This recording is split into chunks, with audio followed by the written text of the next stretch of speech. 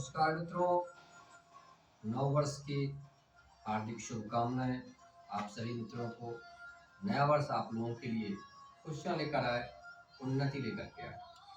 और इस नए वर्ष की शुभकामना के साथ मैं आप लोगों के लिए एक नई कहानी लेकर आया हूं। एक बार की बात है, एक पिता के 4 पुत्र और एक पुत्री थी। एक पिता के 4 पुत्र और एक पुत्री थी। पिता बीमार पड़ा, बचाने की बहुत कोशिश की गई, अच्छे से अच्छे डॉक्टर को दिखाया गया और लेकिन बचा नहीं पाए। पिता को कुछ ऐसी असाध्य बीमारी हो गई थी कि पिता को वो सारे पुत्र और पुत्री मिलकर बचा ना पाए। पिता का निधन हो गया। फिर उनका जनाजा लेकर के लोग लेकर जाने लगे। रास्ते में एक व्यक्ति आया, एक मुस्लिम। उसने कहा, ठहरो, जनाजा नीचे करो। इस आदमी ने मुझसे 45 लाख रुपए ऋण लिए हैं। वो ऋण जब तक ये मुझे वापस नहीं करेगा तब तक मैं इसका जनाजा यहाँ से जाने नहीं दूंगा। सब लोगों ने उसे बड़ी अपेक्षा करी, गालियां, लेकिन वो बोला कि नहीं, मैं जनाजा यहाँ से जाने ही नहीं दूंगा जब तक कि इस आदमी ने जो 45 लाख रुपए हमसे लिए वो मुझे वापस नहीं कर देता। जो चारों बेटे थे उनके पास तो पैसे अब बचे नहीं थे। पिताजी के इलाज में खर्च हो गए थे और उन्हें इस बात की जानकारी भी नहीं थी कि पिताजी ने ऋण ले रखा है। उनसे पूछा कब लिया, तो बताया था कि पिछले साल लिया। और उसे कोई जानकारी नहीं थी, क्योंकि 45 लाख रुपए का ऋण अगर पिताजी लिए होते तो कहीं कहीं खर्च किए होते।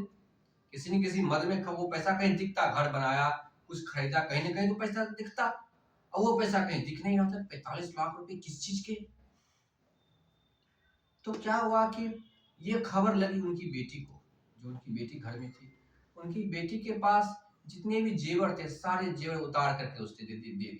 यद्यपि वो जेवर 45 लाख के नहीं थे, 1-2 लाख रुपए के मुश्किल से जेवर थे, लेकिन उसके पास जो ही था वो सब का सब उसने दे दिया कि जाओ उस व्यक्ति को दे दो और उससे हम निवेदन करेंगे कि अभी मेरे पास इतने ही हैं, ले जाओ और मेरे पिताजी के जनाजा को मत, जनाजा का वो अर्थी जो जा रही होती है, उस अर्थी को मत रोको। यह इनके जीवन का अंतिम संस्कार, इसे जाने दो, इसे मत रोको। वह बेटी अपनी आंचल में लेकर के जो उसके गहने थे लेकर के गई और उस व्यक्ति को कहा कि आप इसे रख लीजिए और मेरे पिताजी के इस अर्थी को, जीवन की इस अंतिम यात्रा को, यह जो अग्नि संस्कार उनका होने वाला, इसे मत रोकिए और आप मुझे क्षमा कीजिए, और हो सकेगा तो मैं भविष्य में आपको पैसे वापस कर दूंगा। फिर क्या था, उस व्यक्ति का रूप ही बदल गया। उस व्यक्ति ने कहा कि मुझे 45,000 रुपए लेने नहीं है आपसे, मुझे तो आपको 45 लाख रुपए देने हैं।